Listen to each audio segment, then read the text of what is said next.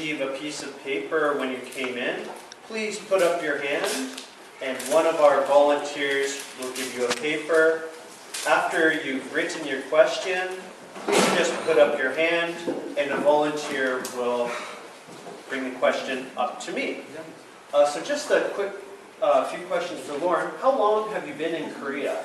I've been living here for 5 years. For 5 years. And why did you first decide to come to Korea? Because I didn't want to get a real job at home. I wanted to travel, and so the opportunity presented itself, and I came. Sounds good. Sounds good. Okay. So our first question is, how did you first become interested in photography? Well, I bought a little camera just to take pictures of Korea to show my family, and it sort of just snowballed from there. I started using these insanely weird apps on the internet to process my pictures. They look terrible now, but that's how I got into the whole thing. And then Joe taught me how to use a camera. So now some more technical questions about photography.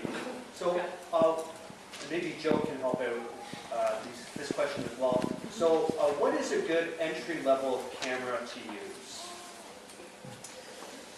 One that has an on button. Okay. No, it's pictures that many people start learning photography and they start putting together the whole exposure triangle and they try to learn about lighting and this and this. But when you start, you just need to focus on the picture, the composition, what's in the picture. So you can do that with any camera. You can do it with a smartphone. As long as you just start with the art of it and what's inside.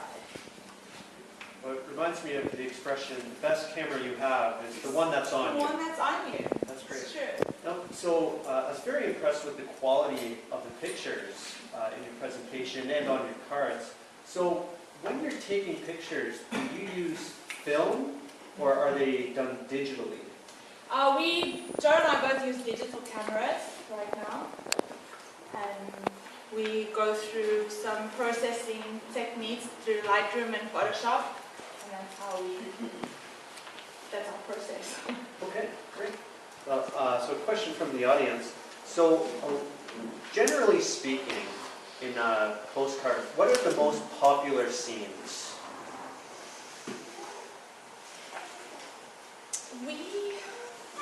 We sell, the most popular things that we sell are not really scenes. Okay. We sell a lot of things to do with the culture. So if that answers your question. Great. And you mentioned that you use Photoshop for when you're making your postcards. So are there any other programs that you use, or you mentioned some apps that you use. So what are some of the apps? Those apps were like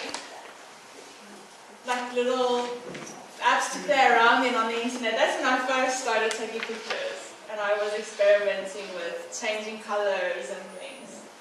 But now we use Lightroom to process our pictures, and sometimes a little bit of Photoshop. Okay, great. In your presentation, you mentioned that Bohemian Korea started, and then there was a hiatus. So after the hiatus, what are you doing differently? What's different about Bohemian Korea? I think Joe and I have a very good dynamic in working together. Where he's good at creating things, I'm good at the logistics and getting it off the ground. So I think us working together, because in the beginning Joe was working alone on it. I was learning how to take pictures at that time. So now we're working together as a team using our strengths, and I think that's how the project works. Excellent. And when you're printing your cards, do you just print them at home, or do you use a professional printer? We go to a professional printer. Okay, and where is this printer? And could you just tell us a little bit more more about? So handles the printing. If I can answer the question, yeah, he is a guy who does framing, but he does like bulk printing. It's not just normal people to do. We make a lot of frames, prints and things. He does everything for us. So it's in Gwangju and it's very near Malbao, Chile. Okay, great. So we just have time for one more question. If we didn't have time to get to your question, please feel free to talk to Lorryn or Joe just after the talk. So the last question is, for the type of camera you use, or that you're using lately, how much is it? A good quality camera, how much could one expect to pay? Lorryn mentioned before that the camera probably is not the best way to look at this business. But if you want to talk numbers, you can find anything from $500 So about 500,000 won? Yeah. to, you name it, all the way to $5,000. Okay. But we use cameras that are probably $2,000. Okay. Awesome.